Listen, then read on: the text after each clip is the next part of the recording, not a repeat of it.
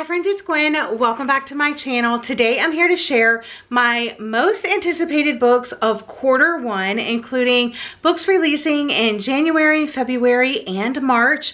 And I also have a few that I just want to share that are on my radar, but they're not necessarily like my personal most anticipated.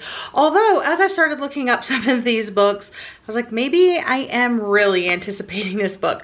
Let's go ahead and jump into the books that I'm looking forward to in January.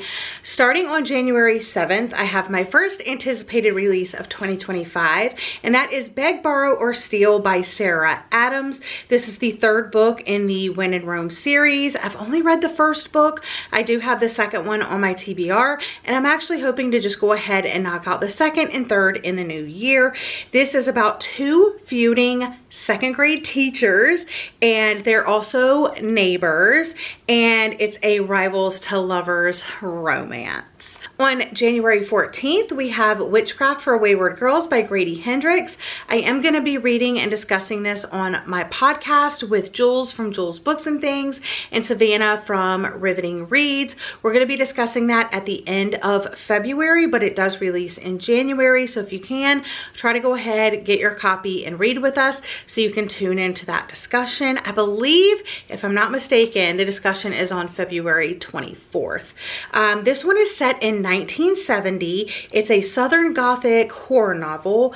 It's at a home for unwed mothers, and we have 4 teenage girls who are sent away to have their babies in secret. I think there's witchcraft involved, so if that's not your thing, I completely understand, but I really need to decide if Grady Hendrix is for me or not. So I'm going to be reading the newest and deciding that. Also on January 14th, Beautiful Ugly by Alice Feeney releases.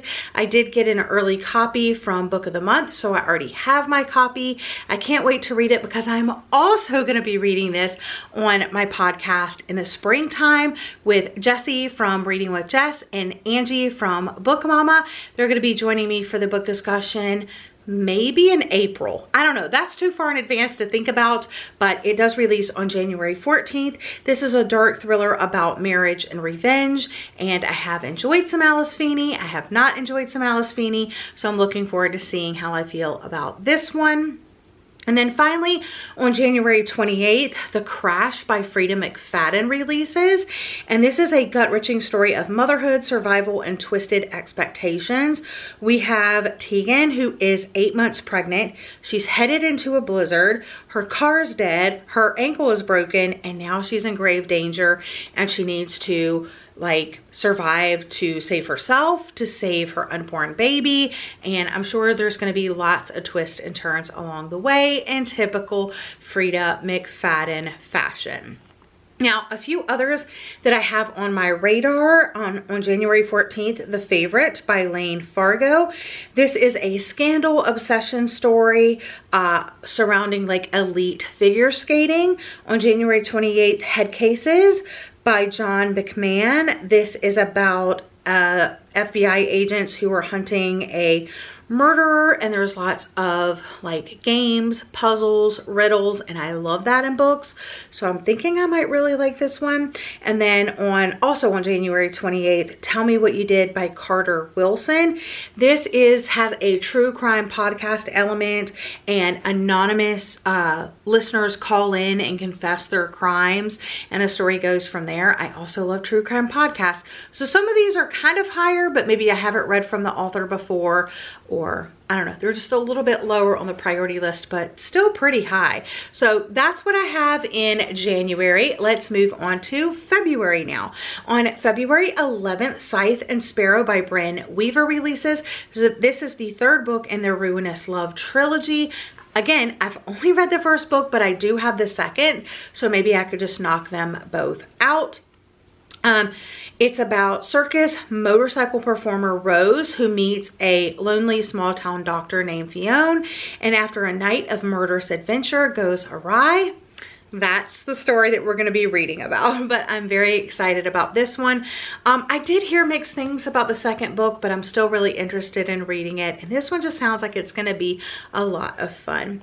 Also on February 11th, First Time Caller by B.K. Borison releases, and this is a hopeless romantic who meets a jaded radio host, and it's like Sleepless in Seattle inspired. It's a love story. It's set in Baltimore, Maryland, where my parents live, and I have read and enjoyed a B.K. Borison in the past, and I actually have some more B.K. Borison on my TBR that I need to get to. Moving on to February 18th, Close Your Eyes and Count to 10 by Lisa Unger.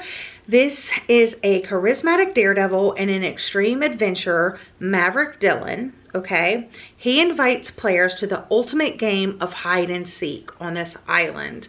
But as the players gather, the event quickly spirals into a chilling test of survival. So back to the game elements in thrillers specifically, I just really, something about it, I just eat it up. So I'm really hoping that I enjoy this one. Have read Lisa Unger in the past, so that's why I'm really looking forward to this one.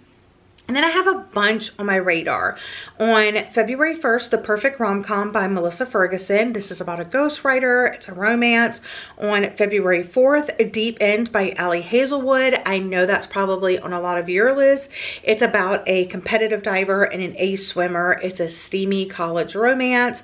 Also on February 4th, A Killing Cold by Kate Alice Marshall. I've kind of had like the mixed bag with her. But this is about a woman who is invited to her wealthy fiance's like family retreat. And when she gets there, she realizes there's a lot of secrets going on. And she's a little bit terrified because she's actually been to this location before and not everything is as it seems. So looking forward to possibly reading that. I do believe it's a Sleep When I'm Dead book club pick. So most likely I will be picking it up. Moving on to February 11th, we have Change of Heart by Fallon Ballard. I never read Lease on Love by this author, but this one is supposed to be a whimsical workaholic who is forced to aim for a goal she never thought she'd love. And I just love books about women finding themselves and there also being, you know, a love story. So we'll see what that one has in store.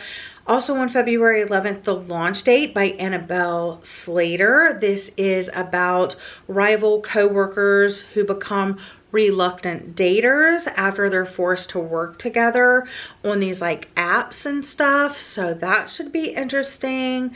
Another one on February 11th, You Are Fatally Invited by Andy Pliego. It's a winter's retreat turns lethal. They have to confess their crimes and survive the tropes. So it's a bunch of thriller authors going on a writing retreat. And it turns deadly, I'm assuming. And then one of the taglines is confess the crimes, survive the tropes. So I love that. And then lastly on my radar for February, on February 18th is You Between the Lines by Katie Naiman. And this is about a former sorority girl who starts a poetry MFA program only to discover that her fellow grad student is her high school crush turned nemesis who can't stop writing about her. I think that sounds freaking adorable and I absolutely love these covers for February. So it should be a good month of romance. And then finally moving into March now. I don't have any on my radar. All of these are just my most anticipated for March. So on March 4th, Promise Me Sunshine by Kara Bastone. Grieving the loss of her best friend, a young woman's life is turned upside down when she meets a grumpy stranger who swears that he can help her live again. And the cover of this is so beautiful. It's just giving me all the colors and like spring is coming and I'm gonna eat it up. March 11th, Kills Well with Others by Deanna Raybourn.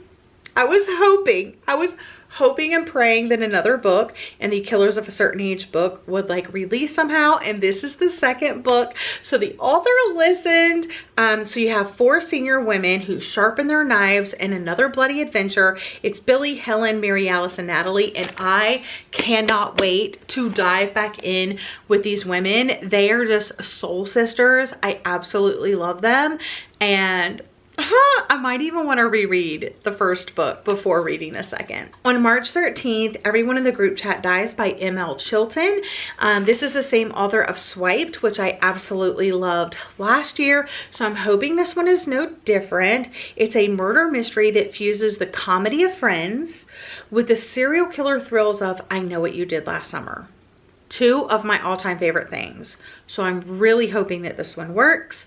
And then on March 18th, Sunrise of the Reaping by Suzanne Collins. I mean, I really don't have to say anything about this one. It's Haymitch's story. I am going to be reading this with my patrons and doing a discussion because in 2024, we reread the entire trilogy plus the Ballad of Songbirds and Snakes. And actually in that discussion, we were saying, oh, I hope we get Haymitch's story.